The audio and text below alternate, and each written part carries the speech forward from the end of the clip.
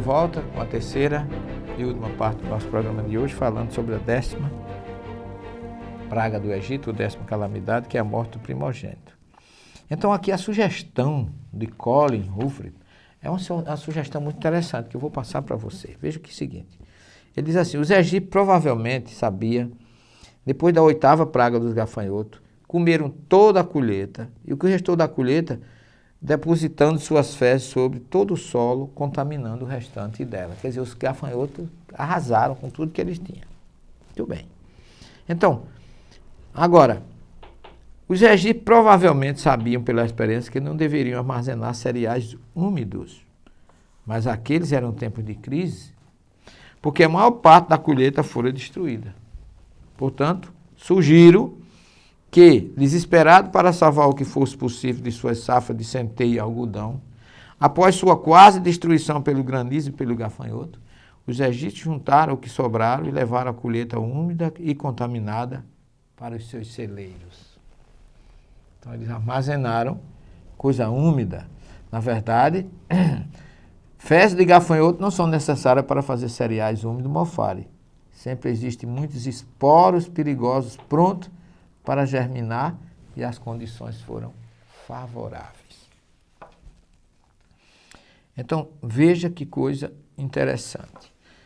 Só para a gente fechar isso, ao fim das 9 primeiras pragas, o povo egípcio devia estar totalmente desesperado. Suas colheitas tinham sido destruídas, restara uma pequena quantidade nos celeiros da maioria dos egípcios. Os animais que haviam sobrevivido às pragas estavam magros, emaciados, subnutridos e à beira da morte, provavelmente. O povo estava passando apenas um pouco melhor. Quando a tempestade de areia de 3 dias da 9ª praga terminou, eles puderam sair de casa. Como é que o chefe de cada família distribuiu a pequena quantidade de cereais em seu celeiro? Nenhum membro de sua família tinha comido por 3 dias, que a primeira de suas prioridades seria alimentar o primogênito e herdeiro a fim de mantê-lo saudável. Então a primeira comida, primeiro a ser alimentado, foram os primogênitos. Então o autor aqui diz o seguinte: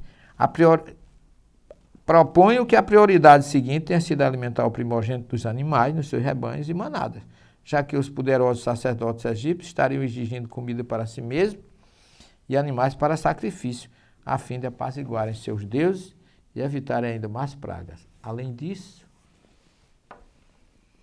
eram necessários animais para sacrifício nos altares. Para que os animais fossem aceitáveis como oferenda, tinham que ser bem alimentados. E, no entanto, os gafanhotos tinham devorado todo o alimento do campo. Desse modo, creio que o chefe da família não tinha outra opção a não ser alimentar seus preciosos cereais, alguns dos animais, aqueles especiais, os primogênitos, destinados para o sacrifício e depois para a alimentação dos sacerdotes. Portanto, somos de opiniões que só após os primogênitos, tanto os humanos quanto os animais, terem que ser alimentados, é que o resto da família comia o que sobrasse dos cereais. Existe uma interessante analogia. Pode nos parecer curioso hoje em dia pensar que animais eram alimentados antes de pessoas. Contudo, precisamos tentar pensar como os antigos egípcios teriam pensado. Essas eram pragas de verdade que resultavam em grande escassez de alimento e os egípcios deviam estar desesperados. Essa alimentação que foi dada aos primogênitos dos egípcios e dos animais, elas estavam contaminadas com os esporos das bactérias pela umidade dos cereais que foram acumulados. Por isso, só os primogênitos morreram. Essa é uma teoria que eu acho cientificamente muito viável. Não estou falando que foi isso que aconteceu, mas é uma experiência muito racional que eu concordo perfeitamente com esse autor, quando ele mostra a sequência lógica das pragas. Assim, temos explicação científica natural para todas as 10 pragas que seguem uma sequência lógica. Creio ser notável que o livro do Êxodo registra essa sequência numa ordem que agora sabemos ser lógica e científica. Aqui vem o resumo. Primeira, o Nilo transformado em sangue. Ocorreu provavelmente em setembro, quando o rio atingiu o volume máximo e continha o maior dos nutrientes. A segunda, das rãs do sapo, foi em setembro, outubro. A terceira, dos mosquitos, em outubro, novembro.